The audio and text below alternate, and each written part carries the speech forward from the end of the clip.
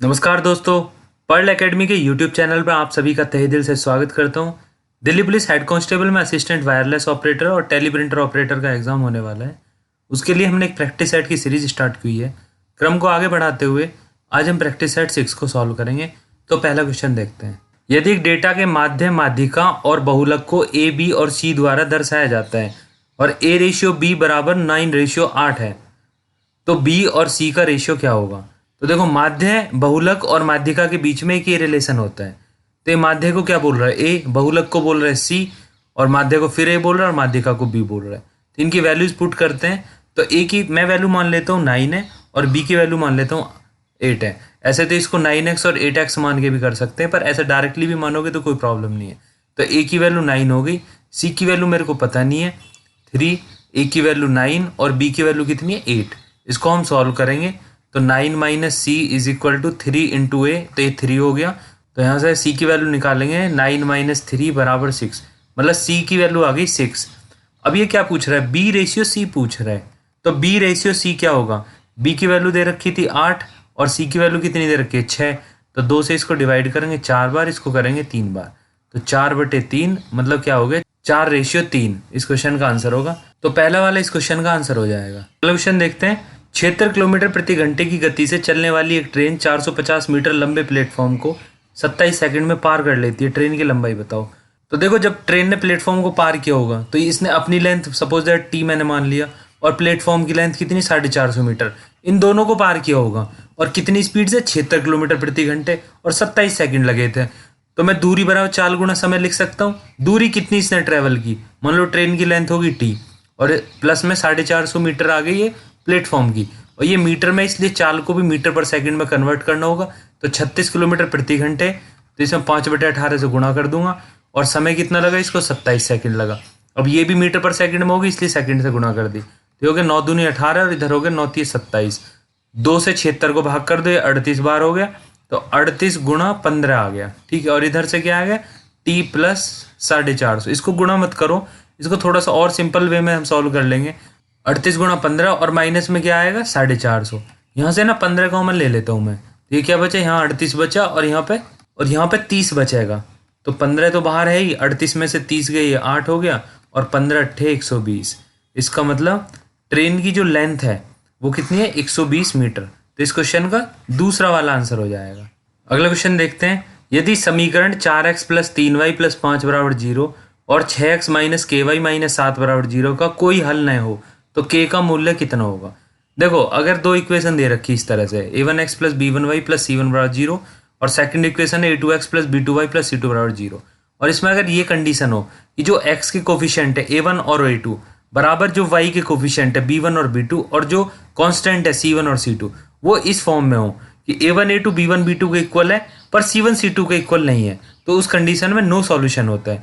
तो अभी यहाँ से मैं देखूं, a1 की वैल्यू आएगी 4 और a2 की आएगी 6, तो मैं ये वैल्यू पुट करता हूँ 4/6, और b1 की वैल्यू आएगी 3 यहाँ से, और b2 की वैल्यू कितनी आएगी माइनस का k, तो बटे में माइनस k रखता हूँ, और is not equal to c1 की वैल्यू कितनी है 5 और c2 की वैल्यू है -7। ये तो ऐसे भी इक्वल नहीं होने, इन दोनों को इक्वल कर लेता हूँ मैं। 2 से भाग करता हूँ, 2 दूनी 4 और यहाँ 2 3 6, माइनस k को इधर ले आता हूँ, तो इधर क्या हो गया 9/2, और ये हो गया माइनस का 4.5 अगर मैं k की वैल्यू निकालता हूँ तो इस क्वेश्चन का कौन सा आंसर हो जाएगा, फोर्थ वाले इस क्वेश्चन का आंसर हो जाएगा। अगला क्वेश्चन देखते हैं। 15 भुजाओं वाले बहुभुज के विकर्णों की संख्या कितनी होती है। तो देखो, 15 भुजाओं वाले, तो n की वैल्यू कितनी आ गई 15, और विकर्णों की संख्या निकालने का फॉर्मूला होता है, तो n बराबर 15 इसमें पुट कर देंगे, तो ये हो गया 15, और 15 में से 3 गए तो 12, और बटे में आ गए 2, 2 से 12 जाएगा 6 बार, और 15 छिक्के 90। मतलब 15 भुजाओं वाला कोई भी अगर बहुभुज बनता है तो इसमें विकर्ण कितने होंगे 90। तो इस क्वेश्चन का दूसरा वाला आंसर हो जाएगा। अगला क्वेश्चन देखते हैं। 1 रुपया 50 पैसे और 25 पैसे के कुछ सिक्कों का मूल्य 93.75 रुपये और उनकी संख्या का संगत अनुपात 3:4:5 है। प्रत्येक प्रकार के सिक्कों की संख्या ज्ञात करो। तो देखो 3:4:5 ये कुछ सिक्के थे इस अनुपात में, ठीक है ना। ये 1 रुपये के सिक्के थे, ये 50 पैसे के थे, इसलिए इसको 1/2 लिख लेता हूँ। ये 25 पैसे के थे, इसको 1/4, इन सबको रुपए में लिख लिया मैंने। और मैंने माना कि ये 3 थे, 4 थे और ये 5 थे, इस हिसाब से मैं इनकी कीमत निकाल लेता हूँ। तो ये 3 आ गई, ये 2 आ गई और ये 5/4 आ गई।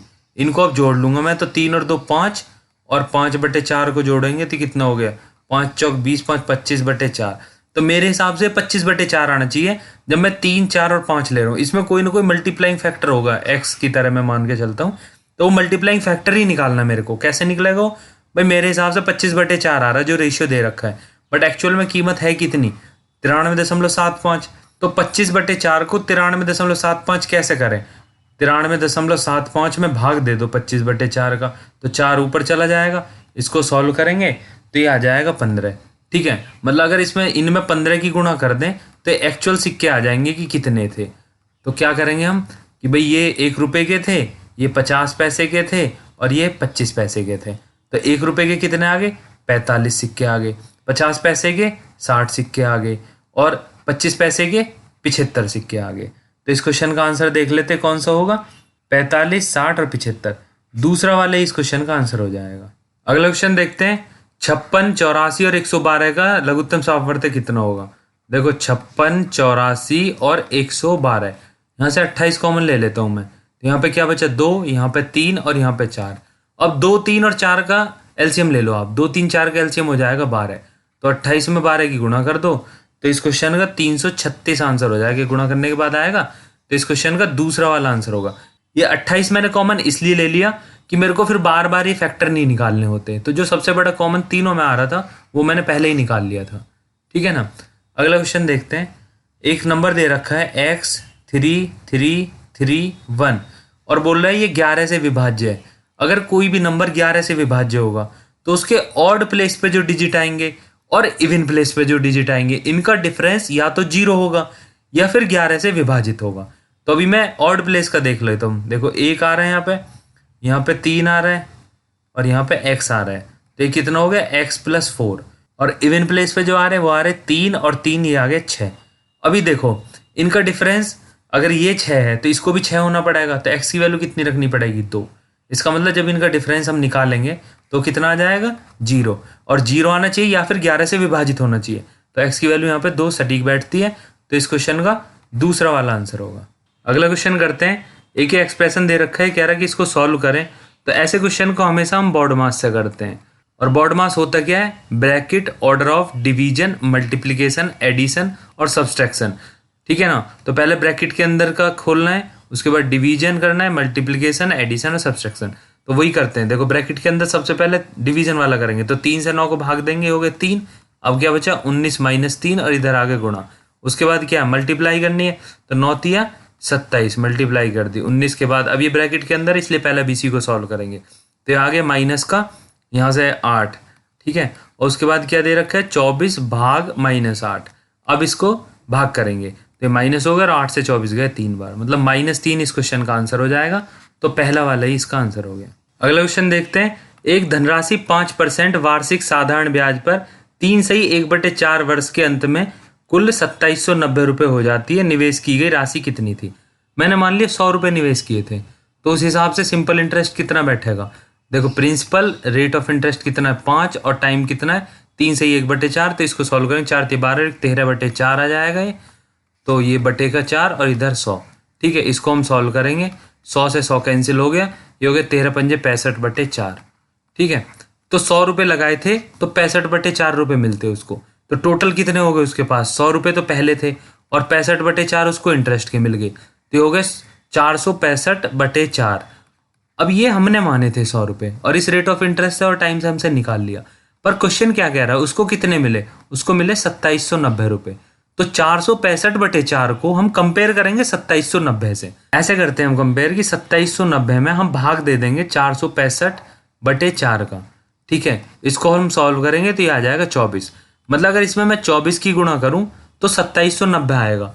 अगर यहाँ 24 से गुणा कर रहा हूँ, इसका मतलब जो चीज़ मैंने मानी थी स्टार्टिंग में, मैंने 100 रुपये माने थे, तो उसमें भी फिर 24 से गुणा करनी होगी कि एक्चुअल वैल्यू निकालने के लिए, क्योंकि हमने यहाँ इस जो हमने मानी थी इस वैल्यू से और जो एक्चुअल वैल्यू थी इससे कंपेयर की थी, तो 24 से मल्टीप्लाई करने के बाद ये आ रहा था। तो यहाँ पे भी 24 से मल्टीप्लाई करेंगे तो मूलधन कितना आ गया, 2400। तो इस क्वेश्चन का आंसर कौन सा हो जाएगा, दूसरा वाला इस क्वेश्चन का आंसर हो जाएगा। अगला क्वेश्चन देखते हैं, किसी समचतुर्भुज की एक भुजा की लंबाई बताओ जिसका क्षेत्रफल 24 वर्ग सेंटीमीटर है और इसके विकर्णों की लंबाई का योग 14 सेंटीमीटर है। ठीक है। एक समचतुर्भुज जिसको हम अंग्रेजी में रोम्बस बोलते हैं, इसकी सारी साइड सेम होती हैं, बस थोड़ा सा टिल्ट होता है। वर्ग तो सीधा 90 डिग्री पे होता है, ये थोड़ा टिल्ट होता है। और इसके दो विकर्ण होते हैं, और विकर्ण क्या है कि विकर्ण एक दूसरे को, जैसे D1 और D2 है, तो एक दूसरे को 90 डिग्री पर कट करते हैं और हाफ में डिवाइड करते हैं कि D1/2 और D2/2। ठीक है। अभी इस क्वेश्चन को देखते हैं। क्षेत्रफल कितना है? 24 वर्ग सेंटीमीटर। इसका फॉर्मूला होता है एरिया का 1/2 D1 गुणा D2, और ये एरिया कितना दे रखा है? 24। तो D1 और D2 की वैल्यू कितनी आ गई? 24 दूनी 48। तो इसको डायरेक्टली लिख देता हूँ मैं, ये हो गया 48। इसके बाद क्या कह रहा है कि दोनों विकर्णों का जो योग दे रखा है ना, वो दे रखा है 14 सेंटीमीटर। अब या तो D1 माइनस D2 निकाल के सॉल्व कर लो, वो थोड़ा सा लंबा हो जाएगा, या फिर यहीं पे वैल्यू मान के देख लो कुछ ऐसी जो इन दोनों को सेटिस्फाई करती हो। तो अगर मैं इसको 8 और 6 मान लूँ, तो 8 और 6 14 हो जाएंगे, और 8 6 48 हो जाएगा। तो ये इक्वेशन भी सेटिस्फाई होगी और ये वाली भी इक्वेशन सेटिस्फाई होगी। इसका मतलब एक विकर्ण 8 है और एक विकर्ण 6 है। अभी मैंने पीछे बताया था दोनों विकर्ण एक दूसरे को 90 डिग्री पर कट करते हैं और आधे में डिवाइड करते हैं, कि अगर ये 8 हुआ तो इसका आधा कितना हो गया? 4, और ये 6 हुआ तो इसका आधा हो गया 3। अब ये 90 डिग्री है, तो मैं डायरेक्टली निकाल सकता हूँ कि ये 5 होगी, ये 4 है, 3 है, 90 के सामने ये कर्ण हो गया, ये 5 हो जाएगा। तो ये भी 5 हो जाएगा। ये क्या पूछ रहा है? और ये क्या पूछ रहा है? समचतुर्भुज की भुजा पूछ रहा है। तो समचतुर्भुज की भुजा कितनी होगी? 5। तो इस क्वेश्चन का चौथा वाला आंसर हो जाएगा। अगला क्वेश्चन देखते हैं। ये कह रहा है किस वर्ष पिछले वर्ष की तुलना में जनसंख्या में प्रतिशत वृद्धि सबसे अधिक हुई? तो देखो, ये एक ग्राफ दे रखा है, इसमें हमें देखना है। तो हमको यहाँ सबसे ज़्यादा यही दिख रहा है कि यहाँ पे थी 10 और फिर अगले साल हो गई 30। तो कितने % की वृद्धि हुई? 30 बढ़ी, और कितने से? 10 से, और बटे में 10। तो ये कितना आ गया? 20/10 गुणा हो गया 100, ये हो गया 200% की वृद्धि हुई। तो ये कौन से ईयर में हुई? 1961 के पिछले वर्ष में। तो इस क्वेश्चन का आंसर कौन सा हो जाएगा? इसमें फोर्थ वाला आंसर हो जाएगा 1961। अगला क्वेश्चन देखते हैं। किसी मिश्र धातु में 15% चांदी है। मिश्र धातु के किसी भार में यदि 51 ग्राम चांदी है तो दूसरी धातु की मात्रा क्या होगी? देखो, 15% को हम क्या बोलेंगे? ये होगा 3/20। परसेंटेज को अगर हम भिन्न के रूप में लिखते हैं तो बटे 100 कर दीजिए, और जो भी आएगा वो भिन्न के रूप में आ जाएगा। इसका मतलब क्या हुआ कि चांदी जो मिश्र धातु थी उसमें है 3, और जो अन्य धातु है, अगर टोटल मिश्र धातु 20 है और चांदी 30 थी, तो अन्य धातु कितनी हुई? 17। अब ये क्या कह रहा है? अगर 51 ग्राम हो, ग्राम के बारे हम बात कर रहे हैं, तो 3 की वैल्यू ये 51 बता रहा है। इसका मतलब क्या है? इसमें 17 की गुणा हो रही होगी, तभी तो 51। और अगर ये पूछ रहा है तो इसमें भी 17 से गुणा कर देंगे, तो 17 की 17 में गुणा करेंगे तो ये आ जाएगा 289। तो इस क्वेश्चन का आंसर कौन सा हो जाएगा? फोर्थ वाले इस क्वेश्चन का आंसर हो जाएगा। अगला क्वेश्चन देखते हैं। एक व्यक्ति 40 किलोमीटर प्रति घंटे की गति से गाड़ी चलाकर ऑफिस 1 मिनट पहले पहुंच जाता है, जबकि 36 किलोमीटर प्रति घंटे की गति से गाड़ी चलाने पर वह ऑफिस 3 मिनट देर से पहुंचता है। ठीक है, ये एलसीएम वाले मेथड से ही करेंगे कि भाई 40 से गया और 36 से गया, तो इन दोनों का एलसीएम निकाल लिया, हो गया 360। तो इसका आ गया 9 घंटे टाइम, क्योंकि ये किलोमीटर प्रति घंटे था, और ये आ गई डिस्टेंस, और ये आ गया घंटे, और इसके कितने आ जाएंगे? 10 घंटे। अभी देखो डिफरेंस ये कितना बता रहा था कि 1 मिनट तो पहले पहुंच गया और इसमें 3 मिनट देर से पहुंचा। तो 1 मिनट पहले और 3 मिनट देर, मतलब डिफरेंस कितना आ गया? 4 मिनट का। और हमारे हिसाब से इन दोनों का डिफरेंस कितना आएगा? 1 घंटा। 1 घंटे में कितने मिनट होते हैं? 60 मिनट। 60 मिनट तो है नहीं, एक्चुअल में 4 मिनट है। तो 60 मिनट को 4 मिनट करने के लिए क्या 15 का भाग करना पड़ेगा। ये यहाँ कंपेयर की जाती है एक्चुअल वैल्यू से। जो हमने माना वो एक्चुअल वैल्यू नहीं है, वो एक रेशियो की वैल्यू है। तो 15 से अगर मैं भाग करूंगा तो 4 मिनट आगे। इसका मतलब अगर 15 से भाग हो रहा है तो किलोमीटर में भी फिर 15 से भाग होगा। 15 से 360 को भाग करेंगे तो आ जाएगा 24 किलोमीटर। तो इस क्वेश्चन का आंसर कौन सा हो गया? पहला वाला इस क्वेश्चन का आंसर हो जाएगा। अगला क्वेश्चन देखते हैं। 2 प्रवेश इनलेट पाइपों में से एक की दक्षता दूसरे की तुलना में 2 गुनी है। कुछ नहीं बताया, सिर्फ एफिशिएंसी बता रहा है। ये ए है, ये बी है। इसकी मान लो 2 होगी एफिशिएंसी, इसकी 1 होगी। इसके बाद क्या कह रहा है कि दोनों एक निकास पाइप के साथ काम करते हुए जो अकेले 8 घंटे में टैंक को खाली कर सकता है। कोई सी एक पाइप है, वो 8 घंटे में खाली कर देता है, तो इसको माइनस ले लेंगे, ठीक है ना। और 8 घंटे में टैंक को भर सकते हैं अगर तीनों काम करते हैं। तो अगर ए, बी और सी तीनों काम करते हैं तो 8 घंटे में भर देंगे। देखो 8 और 8 है, या तो 8 ले लो या मैं 24 मान लेता हूँ एक बड़ी वैल्यू के लिए, ठीक है। तो इसकी एफिशिएंसी 3 आ गई, इसकी -3 आ गई, ठीक है। अभी देखो ए प्लस बी और प्लस सी, इनकी कार्यक्षमता कितनी आ रही है? 3। और ए और बी की मेरे को नहीं पता, सी की पता है। सी की क्या है, -3, इधर आ गए 3, ये हो गए 6, मतलब ए प्लस बी की वैल्यू कितनी आ गई, 6। इनकी कार्यक्षमता दोनों की 6 है। अभी देखो 6 को 2:1 में डिवाइड कर दें, क्योंकि इसकी 2 थी कार्यक्षमता, इसकी 1 थी, तो 6 को 2:1 के रेशियो में डिवाइड करेंगे तो ये हो गए 4 और इसकी वैल्यू आ गई 2। तो अगर इसकी वैल्यू 4 है, इसकी वैल्यू 2 है, तो ये कह रहा कम दक्षता वाले इनलेट पाइप द्वारा खाली टैंक को स्वयं भरने के लिए कितने घंटे का समय लिया जाएगा।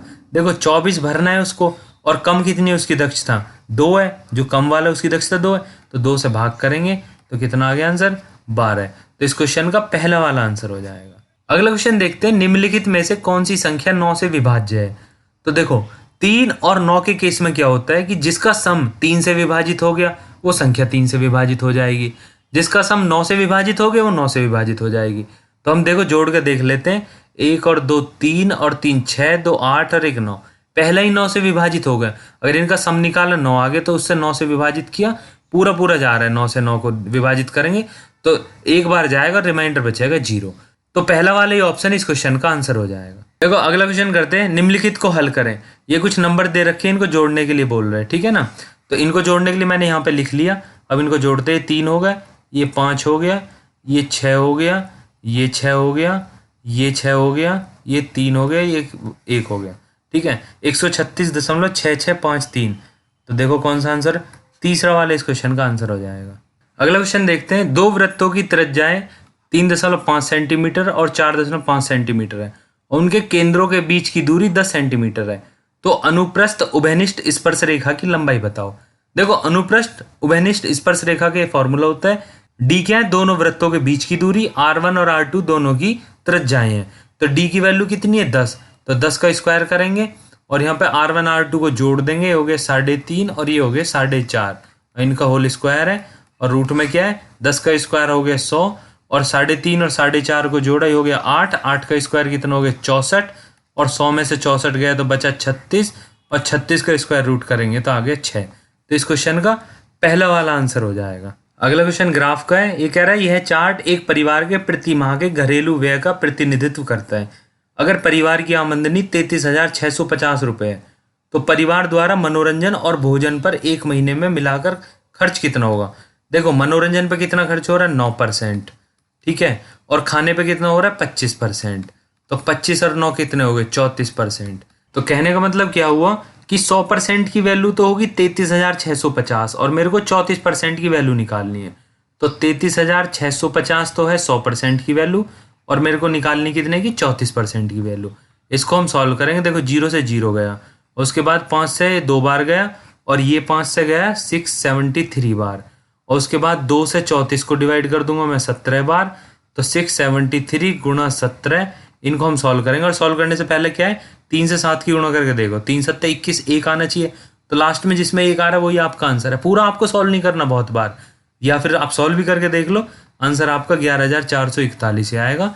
मतलब आपका ये सेकंड वाला ऑप्शन हो गया। अगर और किसी में भी एक होता तब हम पूरा सॉल्व करते, यहाँ पे मेरे को डायरेक्ट पता चल रहा है, फिर भी आप सॉल्व करके देख लीजिए। अगला क्वेश्चन देखते हैं, दो पाइप किसी खाली टैंक को अलग अलग क्रम से 25 और 40 घंटों में भर देते हैं, जबकि एक तीसरा पाइप भरे हुए टैंक को 16 घंटों में खाली कर देता है। जब टैंक पूरी तरह से खाली हो और तीनों पाइपों को एक साथ चला दिया जाए तो टैंक कितने समय में भर जाएगा। देखो एक 25 में भर सकता है, एक 40 में भर सकता है, और जो तीसरा वाला टैंक है वो 16 घंटे में खाली कर सकता है। तो इसलिए इसको माइनस ले लिया, इनका एलसीएम लेंगे, ये आ गया 400, इसकी कार्य क्षमता 16 आ गई, इसकी कार्य क्षमता 40 आ गई और इसकी कार्य क्षमता 25 आ गई। अब तीनों को एक साथ चलाया तो 16 और 10 ऐड हो जाएंगे और 25 वाला वो माइनस, क्योंकि ये खाली कर रहा था। तो जब तीनों को एक साथ चलाया तो 16 और 10 ये तो 26 और माइनस का आ गया 25, तो 1 लीटर पर आवर के हिसाब से ये पानी जाएगा। तो 400/1 ये हो गया 400 घंटे, और इसमें क्या घंटे और दिन में दे रखा है, तो 400 में कर देंगे 24 से भाग, तो ये क्या आ गया, ये दिन में कन्वर्ट हो जाएगा। तो इस क्वेश्चन का आंसर कौन सा हो जाएगा, 16 दिन और 16 घंटे। तो कौन सा आंसर हो जाएगा इस क्वेश्चन का, दूसरा वाला हो जाएगा। अगला क्वेश्चन देखते हैं, एक एक्सप्रेशन दे रखा है, कह रहा है कि पूर्ण वर्ग है तो k का मान बताओ। देखो अगर ये पूर्ण वर्ग होता है, ऐसे इस फॉर्म में होता है a + b का होल स्क्वायर, तो होता है a² + b² + 2ab। अब देखो a की वैल्यू ये भी स्क्वायर है, b की वैल्यू ये भी स्क्वायर है, पर 2ab में क्या मिस है, देखो यहाँ पे 2a मिस है, ठीक है, उसकी जगह क्या है k। तो मैं ये लिख सकता हूँ कि भाई k की वैल्यू क्या है 2 इंटू, देखो ये तो था यहाँ पे 10.98, ये 0.02 का नहीं था, तो 2 इंटू 0.02 यहाँ पे नहीं था, तो 0.04 k की वैल्यू ये होनी चाहिए, तब मैं ये कहूँगा कि ये वाली जो एक्सप्रेशन दिया हुआ था ये पूर्ण वर्ग होगा। तो 0.04 थर्ड वाला आंसर हो जाएगा इस क्वेश्चन का। अगला क्वेश्चन देखते हैं। एक समकोण त्रिभुज में कह रहा है भुजाओं का जो अनुपात है 1:1:√2 है, ठीक है। Cos A cos B minus sign A sine B निकालना है, तो ये क्या है कॉस ए कॉस बी और माइनस में साइन ए और साइन बी, ठीक है। यहाँ से क्या कॉस ए प्लस बी हो जाएगा ये, और ए प्लस बी की वैल्यू मैं अगर यहाँ से निकालूँ, अगर ये एंगल सी जो था वो 90 था, तो ए प्लस बी क्या बचेगा यहाँ पे 90 ही बचेगा। तो कॉस ए प्लस बी में ए प्लस बी की वैल्यू 90 पुट कर दी, और कॉस 90 कितना होता है 0। तो इस क्वेश्चन का पहला वाला आंसर हो जाएगा। अगला क्वेश्चन देखते हैं। एक एक्सप्रेशन दे रखा है, इसको सॉल्व करवाना है।